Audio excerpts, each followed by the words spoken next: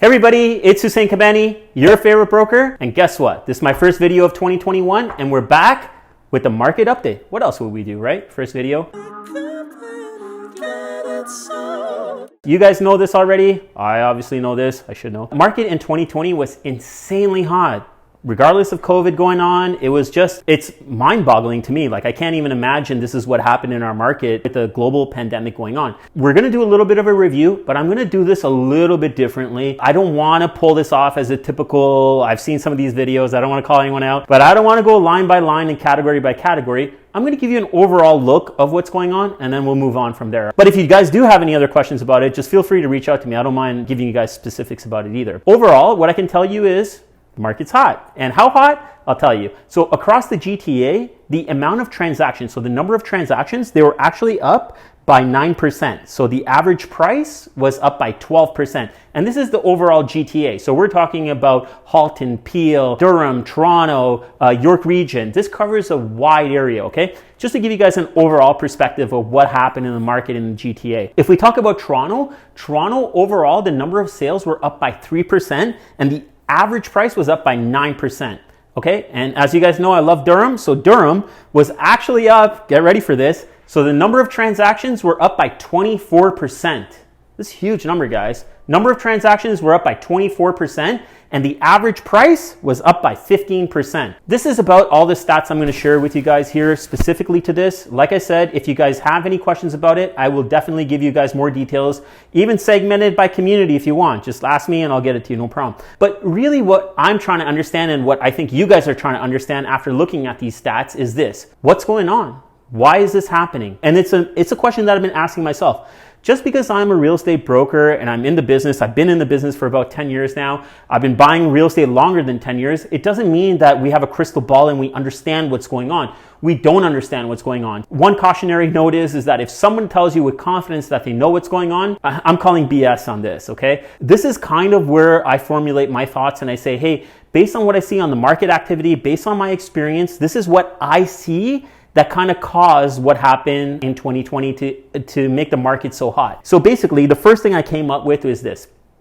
Interest rates. Interest rates are super low right now, okay? I think you can go out to a bank and basically get a rate for 1.4, 1.5%. It's cheap. It's really, really, really cheap. To add fuel to the fire here, HSBC came out with a mortgage rate of under 1%. 0.99. Like, this is free money, guys. If I needed the money for something, I'd actually go out and get it from them because it's basically free money at this point. I feel, and it's my opinion, I feel like households actually have a little bit more disposable income. What I mean by this is this. Because of the lockdown, people haven't been going out so much to restaurants, they haven't been spending money on entertainment, maybe they haven't gone out on vacation. There's a whole host of reasons that would cause people to end up with more disposable income at this year. So I think some of that money probably got put into housing. Another reason is this. Because of the lockdown, I think a lot of people don't want to be confined to small spaces. Now, if you lived in a condo, a 1-bedroom, a 2-bedroom condo, you might be saying to yourself, hey, like if I'm going to be in lockdown for this unknown amount of time, I'm sure we're all frustrated by we're on lockdown, we're not lockdown, we're lockdown. So if you're frustrated by this, you probably want a little bit of space in your backyard and whatnot. This is what caused people to move. They just said, okay, this is too confined. We're not sure where this is going to end. And I actually do want to have some green space. Maybe I want to plant some flowers in the backyard. I'm not sure. This did cause people to want to make a move. The other thing is that the ability to work from home. I think that this actually fueled a lot of people because personally, I saw this happen in my business. An example I can give you is that I ran across a couple that had me list their property and they basically went to London, Ontario. They found a really nice house.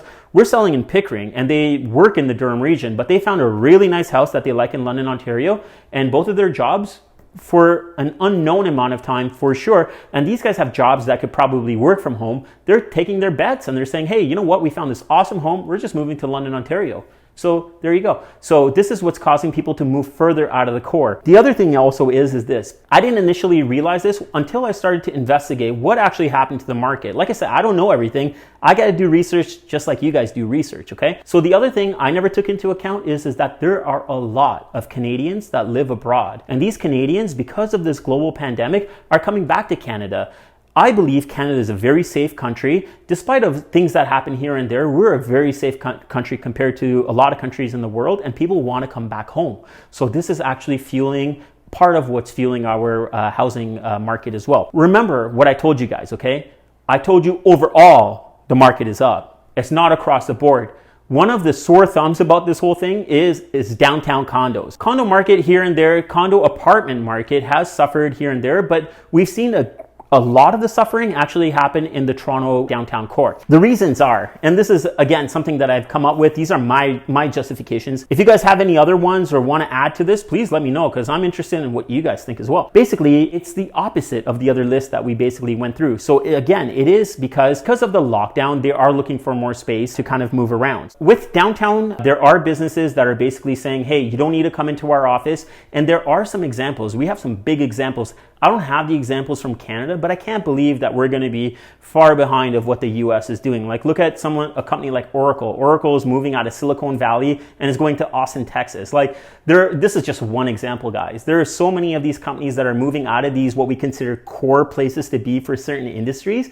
And they're actually, I think they're doing better on two accounts. One account is that their employees, from what I understand, are having better productivity. The other thing is that they can actually expand their work pool. Like, they can hire people from across the world. It's just expanded a lot of opportunity for them to recruit different type of talents. That's one thing for sure, is like they don't need to be necessarily right at the core. The other thing again is the amount of space. So if you have a 1-bedroom, 1+10, 2-bedroom condo, you may be saying, hey, I don't need to be close to work. I need more space. I'm going to move out to the suburbs. So that is another reason condos are available on the market. The other thing is that if you guys remember, there's always been such a hype. Hey, Toronto's the core. It's never going to go down. Everybody wanted to kind of get into the condo market as investors as well, because rents are always going to be high. People are always going to be there. There's entertainment, there's business, it's the capital. So it's good. Things are going to be good there always. But guess what, guys? This has kind of proved to us that that's not the case, okay? So where we saw rents for, like, say, a 1-bedroom condo in downtown Toronto being somewhere around, like, say, $2,000, $2,200, we've seen that come down to like $1,600, $1,700. So there's been a big drop in rent amount that landlords can actually collect. If you had bought one of these condos and your expenses, say, was $2,000 and you're renting it out for $2,200 and you're like, great, I'm not making a ton of money. I got $200 positive cash flow, but I'm always earning on the appreciation on the condo, and it's a good long-term game. If you guys know me, I love long-term game in real estate. That made sense. But guess what? When the rents go down, and if you can't manage to float that thing, then what are you going to have to do? You're going to have to sell. So you're going to see increased inventory of that. The other thing also, I believe that affected it, there were certain projects in downtown that were done that were almost geared towards being short-term rental friendly, and they accommodated a lot of the Airbnb owners and stuff like that in there. With tourism being down, these are not very lucrative things for people anymore either. These are some of the reasons I think that we're seeing excess amount of inventory in the downtown core. Where it's going to go from here is a completely different video, in my opinion. There's a huge factor here, guys, in this video that we have not discussed yet, and this is supply and demand. Now, look, I don't want to just throw this blanket statement out at you guys and just say, hey, supply and demand, we don't have much inventory, so prices are high. But what is actually causing this thing? Some of the reasons we covered is actually causing it, but here's some statistics to kind of back it up. So what I'm looking at over here, guys, is basically in the GTA, active number of listings, okay? And all across the GTA, I looked at December 2019 versus December 2020. And I'm looking at how many listings are available, because this is really going to show you why the market is so hot. So across the GTA, basically, we're actually up in terms of number of listings. So we're actually up in December by almost 500 listings. If we look at Toronto specifically, in Toronto, guess what? We're still up. If we look at overall, we're still up by 1,930 listings. The variable to this is very simple. The amount of inventory that we're actually up in Toronto, December versus December 19 and 20, is all condos. If you look at the numbers, it's all condos. You can see it. It's very clear. But look at a region like Durham, where Durham is winning, where people are coming out of the core, coming into Durham. And I've always said for the last 10 years that Durham, I believe, is undervalued, and it's really starting to shine right now. These numbers are insane. Check this out. So overall in Durham, in December 2019, we had 871 listings available for sale. This is across multiple categories, okay, by the way. In December 2020, we had 286. That's a drop of 585 units. Like, there's basically nothing. I didn't drill down to all the categories, but this is something you guys gotta take a listen to. Basically, look at Pickering, okay? I'll break this down for you guys very quickly. Look at the numbers for Pickering. Detached homes that were available before, 72. What do you got now? 26. Semi-detaches, 4. Guess what? You got 0 right now. There's nothing. So townhouses, there was 11. You got 6. Condo apartments, you had 10. Now you have 7. Townhouses, you had 10. You had 1 available listing for sale. And in all of Pickering, guys. This is massive. So when we look at all of the units that were available in December 2019 in Pickering was 107, and in a year later, there was 40. Like, that's huge, guys. So you can actually see this is what we mean by supply and demand. You see how crazy the prices and everything is going? This is because of where the inventory position is right now. After we get over this whole inventory thing, this leads me to my last part of this video. So we basically went over what kind of overall what's happened in the market, what are some of the factors that are causing this, and now we're just like, okay, great. Now we understand this. Where are we going from here? I'm going to share something with you guys. I don't script my videos. I make notes so I can stay on track and get you guys the information I feel that you guys need. But I want you guys to take a look at this. I got nothing beyond that, okay? Where's the market going? Guys, this is a tough question to answer. And ultimately, it comes down to what your situation is specifically, okay? I have a buddy of mine that bought a property this last year. He's a first-time home buyer. He bought this property for, say, around $500,000. Now, I could go back to him and say, hey, buddy, do you want to sell this property? I think you can get $650 for it. Well, his answer to me is, wow, that's quite a bit of an increase in, 6 or 7 months. Where's he going to go? He's got a family. Like, it doesn't make sense for him. I got some other people that, are investors, and I tell them, like, hey, it's not like I'm out soliciting them. I want to keep them informed. I tell them, hey, the property values have gone up this much. Do they want to sell? Some of the investors I know, they don't want to sell, because the idea is that when you do sell, where are you going to put your money into? You don't want to just sit on the money and have it. It doesn't do you any good. It has to be out there fighting for you, creating more wealth for you. It doesn't make sense. So where is the market going, and what do you need to do? What you need to do is based on an individual needs. I can give you another example. I have a client out there that's bought a condo off of me a few years ago. Right now, they're going to get married and they want a house. So what they're going to do is that they're out there in the market looking for a detached house that has something that possibly has a rental income coming in. And it's going to be a long-term play for them. So does it make sense for them to buy? Maybe even if they know that they're paying a little bit more? Probably, because they're going to be in there for a long term. So it kind of makes sense for them. It doesn't make sense for everybody. That's individual basis.